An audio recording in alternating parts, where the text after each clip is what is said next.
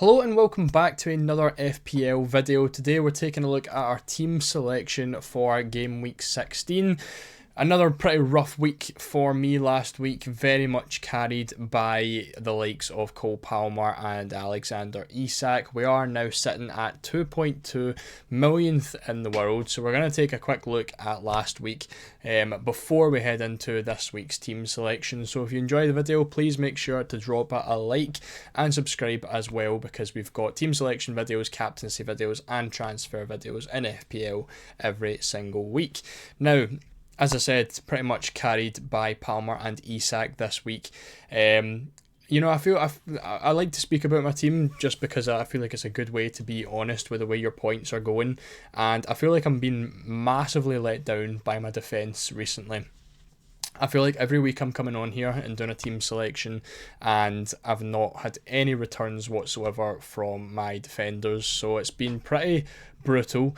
Obviously a couple weeks back, I think it was game week 12, we had the decision to go with either Digne or Gabriel, and yes, Gabriel has been injured over the last 2 weeks and I feel like he's still outperformed Lucas Digne, which has been absolutely tragic, because I think he picked up a clean sheet in game week 12 and then he scored I think in game week 13, and Digne has been benched for like two of the last 3 games or something like that, and it's been his only benchings of the entire season, so it's really been pretty poor. I think what makes it even worse is the fact that Digne has ended up coming off the bench and it's blocking my substitutes, which I'm going to speak in a little minute because it's been absolutely brutal for that as well. Obviously, we ended up picking Isak as our captain this week. 8 points. He got 16 as the captaincy, which at the time I was very chuffed with. You know, Saka didn't do well. He only picked up a 2-pointer, which I did predict. I did think that he was going to do not too much against Fulham. We do have Salah up against Fulham this week. Obviously, there was a last-minute postponement with that, which ended up getting Rico Lewis, I believe it was, in my team this week, which he scored, which was great, and then gets red-carded, which wasn't great. And again, a 4-pointer would have been great for Lewis to pick up. I think it would have been a 7-pointer. I think it's -3 for the red card, which, you know, would have been fantastic, but now he's suspended. He probably would have been benched for me this week against Man United anyway.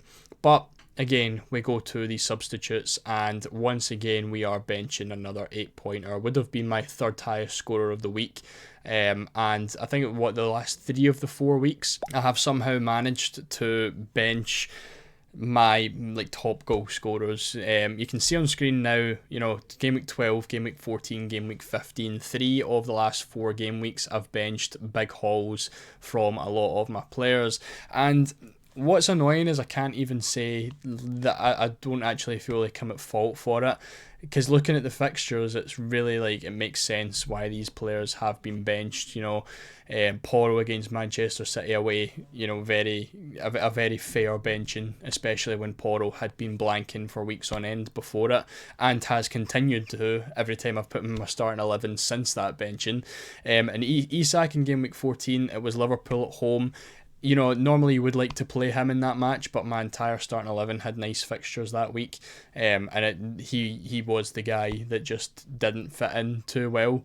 Obviously picked up a goal and an assist, I believe it was, and a nice 11-pointer, which was benched fantastically as well. And then this week it was Jimenez on the bench again after a couple of weeks of blanks in a row. Comes up against Arsenal at home and of course scores very early on in the match, so another 8-pointer for him. So like I said, you know, if it was stupid benchings, annoying benchings, then okay, I can take that on the chin, but it's just annoying when it's, you know, the hardest games for my players. I'm playing them for all these easy games, all the green fixtures, I've got them in the starting 11 and it's just blank, blank, blank, blank. Then I stick them in the bench for their tough game and then they return, and it just seems to be the way things are going right now. So sitting at 2.2 million in the world because of that, and it is very frustrating. But enough complaining, let's jump into this week's team. So no transfers for me this week. We are going to be rolling because once again we're heading into a game week where I really feel like I should be doing well, but I feel like I've been saying that every week for the last month. But this week really does feel like it is going to be the week where something happens for me. when you're looking at my players' fixtures, I feel like I've really set up well for game week 16. I've got the double Newcastle for the Leicester game at home. Isak should hopefully do well. If you watch the captaincy video, he is actually very heavily favoured with a 56% chance of scoring in this match. So hopefully he can do well. We obviously brought in Gordon last week as well, which I forgot to mention 2 minutes ago. Brought in Gordon and then he obviously got benched, which was even better. Thankfully, Semenyo never done anything because I was really stuck between those two, so it wasn't really too much to worry about. But a nice fixture for Gordon out the window against Brentford, which isn't too great, but he does have a second chance this week to redeem himself. Hopefully we can bag a nice goal against Leicester.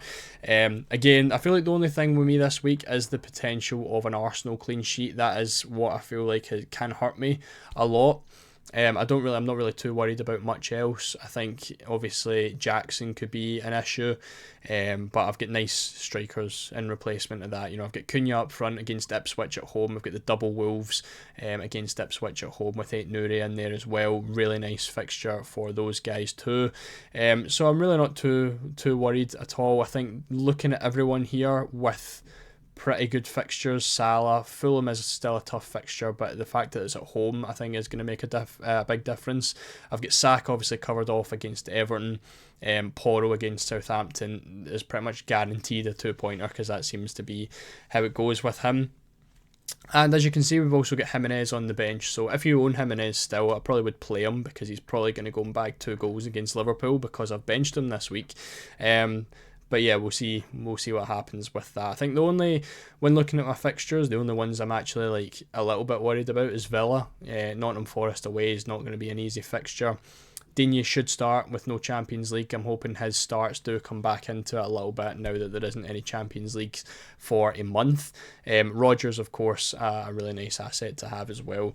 And obviously Flecking up against Chelsea, I don't really expect too much at all from there. Hopefully he just picks up some saves. So that's how the team is looking. It's really not too bad in my opinion. Again, it's another week where I feel like my defence could do really well. Aït-Nouri against Ipswich, Porro against Southampton, very attacking defenders that play against weak defences. So you're hoping for clean sheets and you're hoping for attacking returns, and it's probably not going to be coming because that just seems to be the way that it goes. But we're saving up a transfer. It's either going to get used on an Arsenal defender next week or something along those lines. Maybe I'll wait 2 or 3 more weeks and save up some transfers because my team's in a pretty good spot now, and I don't really feel like I have to change anything.